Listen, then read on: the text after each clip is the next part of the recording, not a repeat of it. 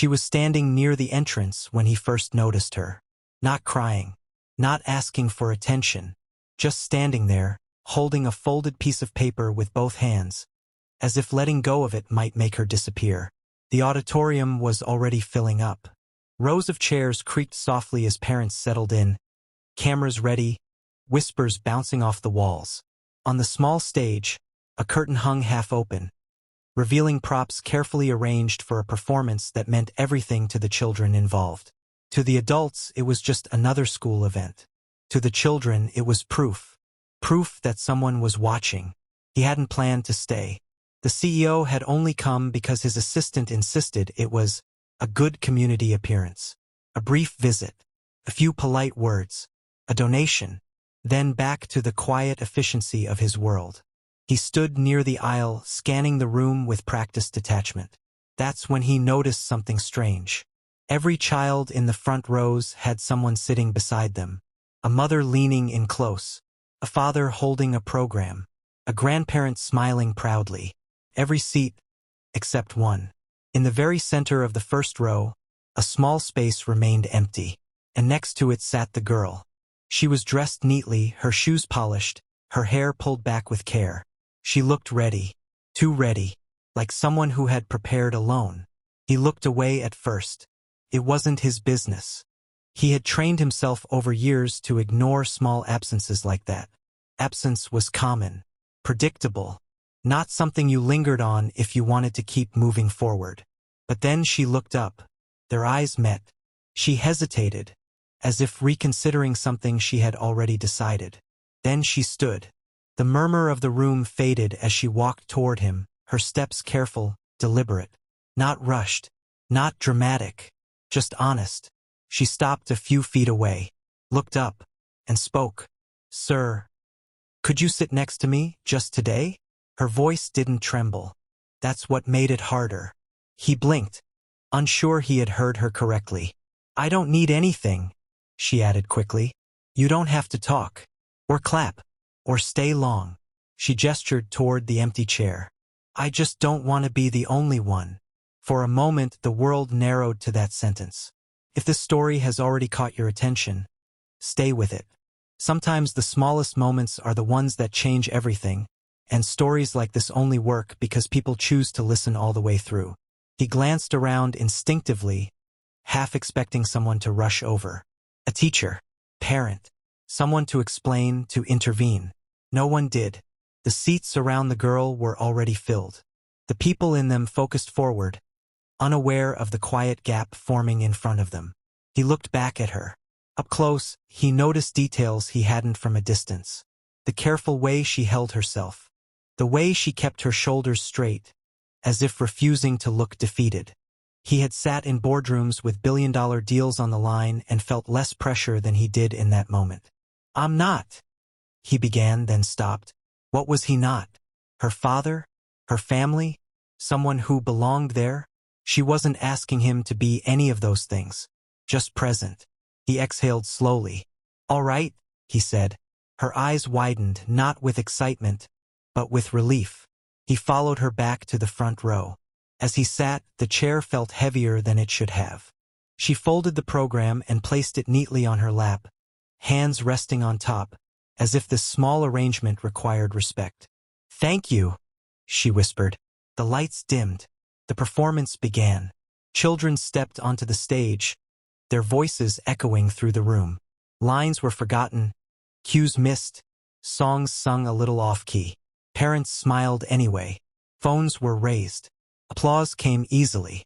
He clapped when others did. But his attention wasn't on the stage. It was on the girl beside him.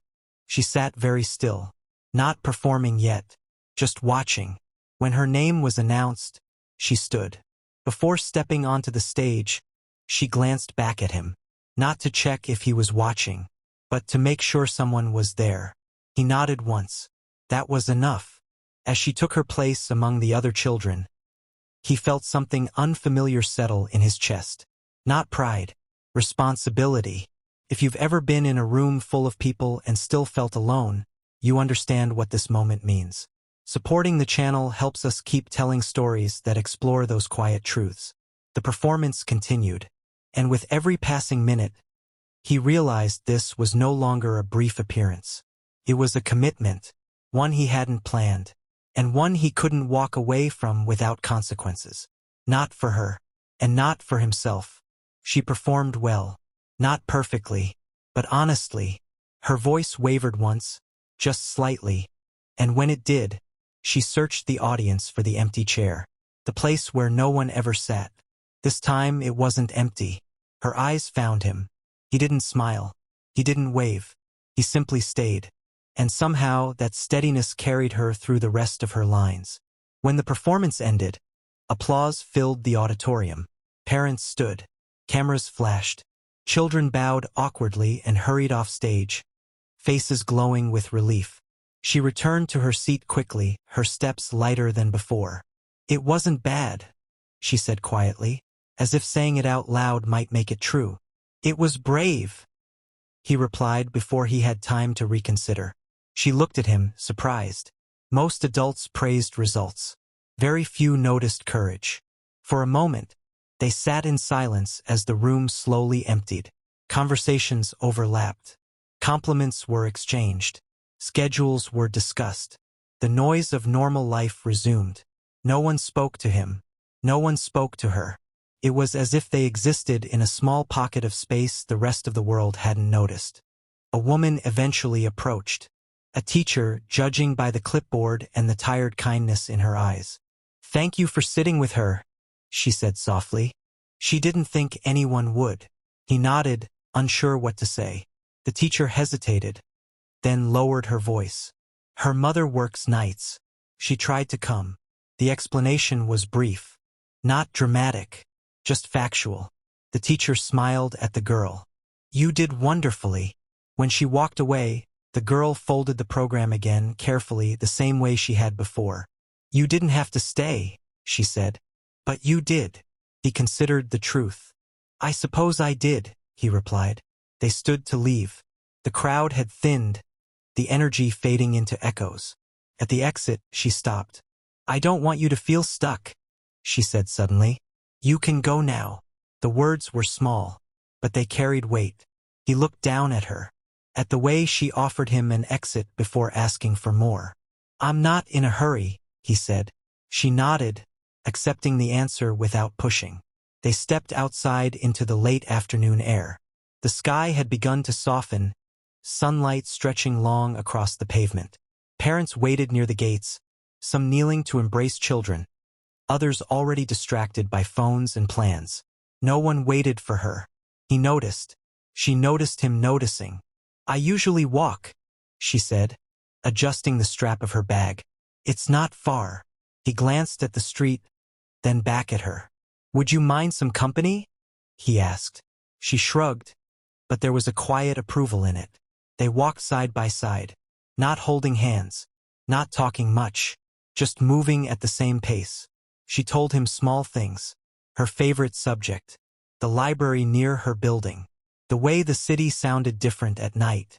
He listened, not as a CEO, not as a benefactor, but as someone finally paying attention. If this moment feels familiar, if it reminds you how little it sometimes takes to make someone feel seen, consider supporting the channel. These stories reach people who understand the power of presence. At a corner near her street, she stopped. "This is where I turn," she said. He nodded. "Thank you," she added, "for today, for sitting next to me." He hesitated, then spoke carefully. "You don't have to thank people for doing what's right." She thought about that. "Most people don't," she said. She waved once and walked away. He stood there longer than necessary, watching until she disappeared into the crowd. Something about the way she said it stayed with him. Most people don't. That evening, back in his apartment, the silence felt different. Not empty, questioning. He replayed the day in his mind. Not the applause, not the attention, just the moment she looked back before stepping onto the stage. The way she needed to know someone was there. If you're still listening, you already sense this story isn't finished. Make sure you're following the channel so you don't miss what comes next, because the smallest decisions often carry the heaviest consequences. He hadn't planned to see her again. But plans, he was learning, were not always the most honest guides. And for the first time in a very long time, he wondered what it might mean to keep a promise he never made. He told himself it was coincidence when he saw her again. The city was full of coincidences, after all.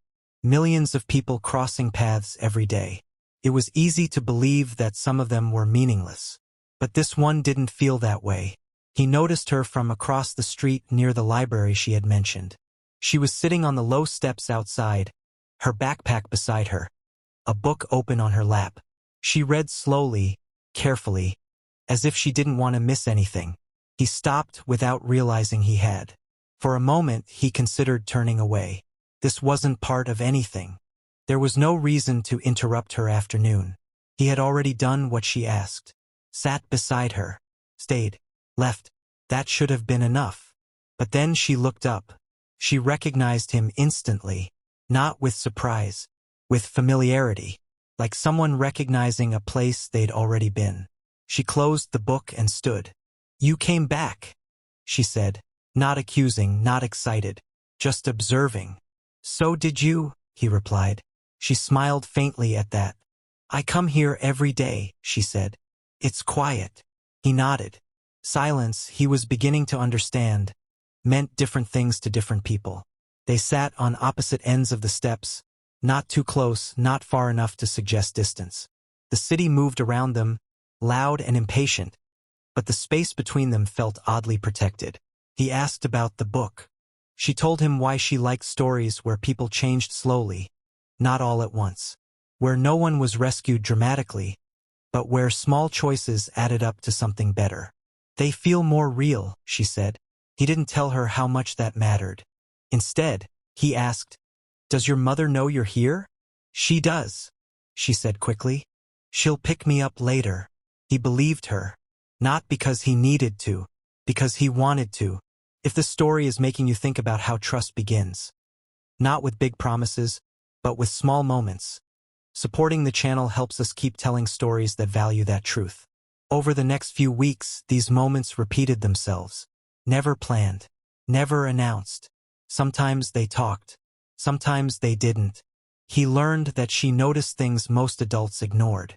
The way people's voices changed when they were tired.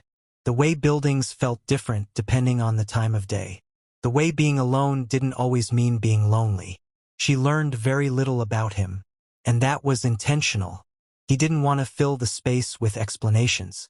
He didn't want to impress her with accomplishments she wouldn't understand or need. What surprised him was how rarely she asked. Children, he had assumed, were naturally curious. But she wasn't curious about his life. Only about his presence. One afternoon, as they sat watching people pass by, she spoke again.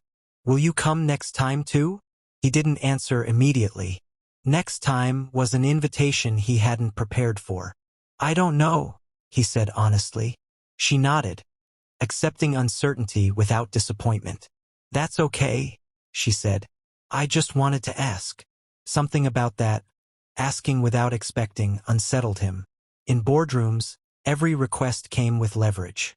Every conversation was a transaction. People didn't ask unless they already knew what they could gain. This was different.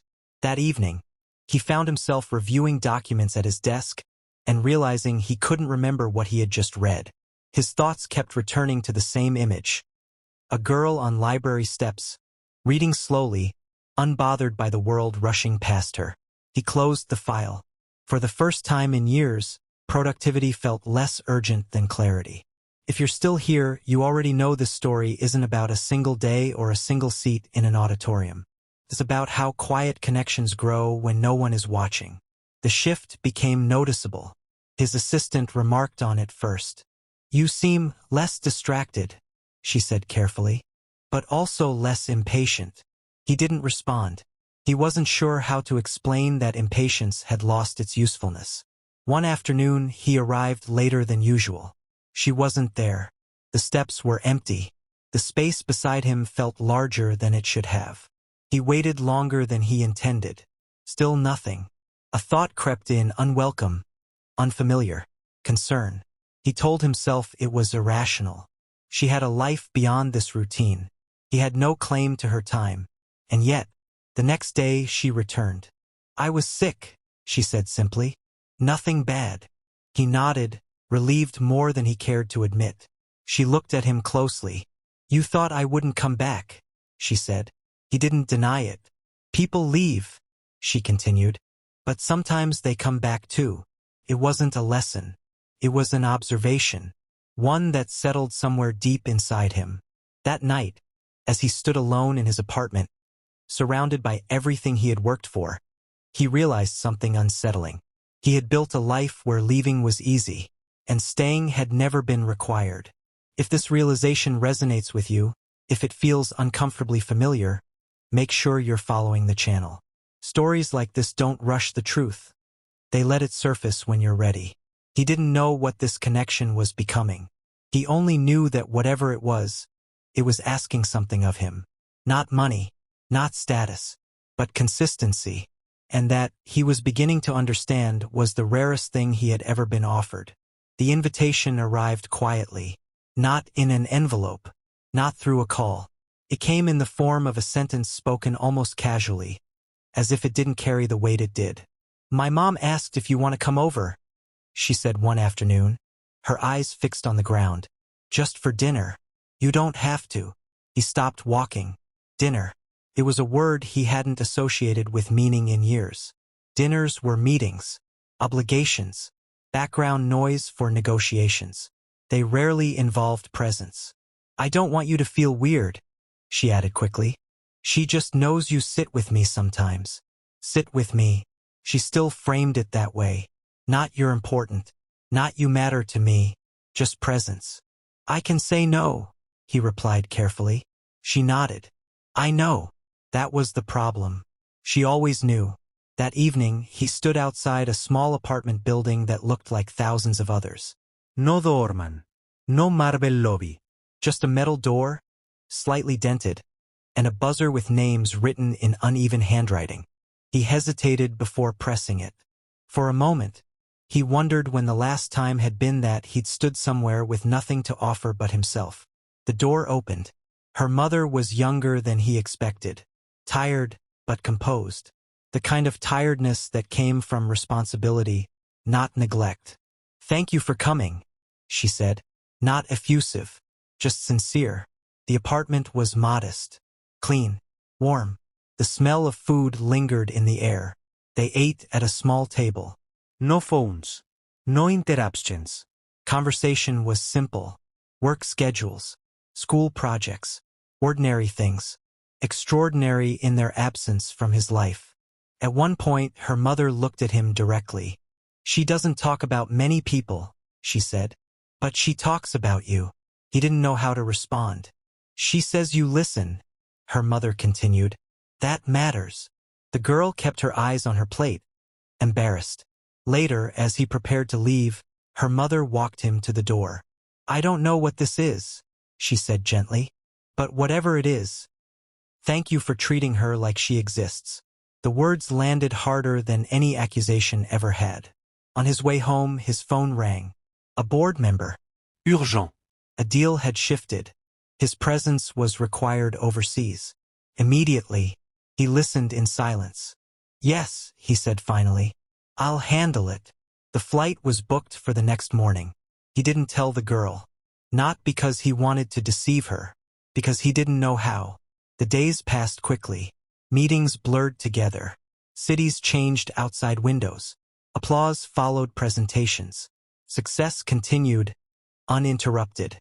And yet, in the quiet moments between obligations, his thoughts returned to a small apartment and a girl who never asked for promises. When he returned weeks later, the steps by the library were empty. He waited. Minutes passed. Then more. She didn't come. The next day, the same. On the third day, he asked the librarian. "She hasn't been coming lately," the woman said. Her mother changed shifts. They moved. The word echoed. Moved. No forwarding address. No warning. No goodbye. For the first time in his adult life, he felt something close to panic. Not because he had lost something, but because he hadn't known it was fragile. That night, he sat alone in his apartment, surrounded by silence that no longer felt neutral. He realized something painful. He had assumed consistency would always be available later. That time would wait. That people who asked for little would require even less. If you're still listening, you understand what this moment means. Make sure you're following the channel, because what comes next isn't about fixing what's broken. It's about choosing who you become after it breaks. Weeks later, he received a letter. No return address. Inside was a folded piece of paper. Contained only one sentence, written carefully, deliberately. "I hope you're still sitting somewhere." He closed his eyes. For the first time, success felt irrelevant. He knew what he had to do. Not to rescue, not to replace, but to show up. Even if it was too late. He didn't rush. That surprised him. The old version of himself would have moved instantly. Calls made, resources activated, people assigned. Problems were meant to be solved quickly, decisively, visibly. This wasn't a problem. It was a choice. He started by sitting. Every afternoon, at the same hour, he sat on the steps outside the library. Not to search, not to ask, just to be there. People passed. Days shifted. Seasons hinted at change. Sometimes children walked by with parents. Sometimes alone. Sometimes laughing. Sometimes quiet. He stayed. At first, it felt foolish. Then uncomfortable. Then necessary. If this story has stayed with you until now, take a moment to support the channel. Stories like this only exist because people choose patience over speed and listening over scrolling. Weeks later, someone recognized him. A woman. The librarian. "You're still coming," she said. He nodded. She moved closer to her mother's work. The woman added, "Different school. Different schedule." He didn't ask for details. "Does she still come here?" he asked instead. The woman smiled softly. "Sometimes. On Saturdays." That was enough. Saturday arrived quietly. He took the same seat. Time passed. Then, from the corner of his vision, he saw her. She had grown. Not much, but enough. Her hair was longer. Her bag different. She walked slower now, more aware of herself. She didn't see him at first. When she did, she stopped. Just like the first time. They looked at each other across the space. He didn't stand. He didn't wave. He waited. She walked over. "You're still sitting," she said. "So are you," he replied. She sat down beside him. Not close, but not distant. They didn't speak for a while. Then she asked, "Did you leave?" He answered honestly, "Yes." She nodded. "I thought so." "No accusation. No disappointment. Just truth." "I didn't know how to stay yet," he added. She considered that. "Sometimes people learn later," she said. "That's okay." He smiled. Not because he felt forgiven. Because he felt understood. They talked that day. Not about promises. Not about the future. About books. About quiet places. About how some seats feel different when someone chooses them. As the sun lowered, she stood. "I have to go," she said. "Of course." She hesitated, then looked at the empty space beside him. "You can keep sitting," she said. "Even when I'm not here." "I will," he replied. And he meant it. If the story meant something to you, if it reminded you that presence is a choice we make again and again, consider following the channel. There are more stories like this meant to be felt, not rushed. Years later, he still attended events. But he sat differently. Not where he was expected. Where someone might need him. He never called himself a hero. Never tried to define what he became. He just showed up. And in doing so, he learned something no success had ever taught him. You don't change a life by saving it. You change it by sitting down and staying when you could easily walk away. And sometimes that's enough. Some stories end when the characters walk away. This one didn't. Because the truth was never about the girl. And it was never really about him. It was about the empty spaces we learn to ignore. The chairs no one sits in. The pauses no one fills. The moments that don't demand attention, but quietly ask for it. For years, he had lived surrounded by people, yet untouched by presence. Meetings filled his calendar. Achievements filled his walls. Applause followed him everywhere. And still, there were seats he never noticed. Took a child to show him that absence isn't loud. Is patient. She never asked him to stay forever. Never asked him to promise anything. Never asked him to be more than what he was capable of being. She only asked him to sit. And in doing so, she taught him something no success ever had. That showing up once is easy. What changes a life is choosing to return. If you're listening to this and thinking about a place you stopped going, person you meant to check on, a moment you postponed because life felt busy, this is your reminder. You don't need permission to sit down. You don't need a reason to stay. Sometimes the most meaningful thing you can offer is not words, money, or solutions. It's presence. Quiet, unremarkable, unforgettable presence. If this story stayed with you, if it made you think of someone or of yourself, consider supporting the channel. These stories exist for the people who understand that not everything important is loud. Some lessons don't end. They wait, in empty seats,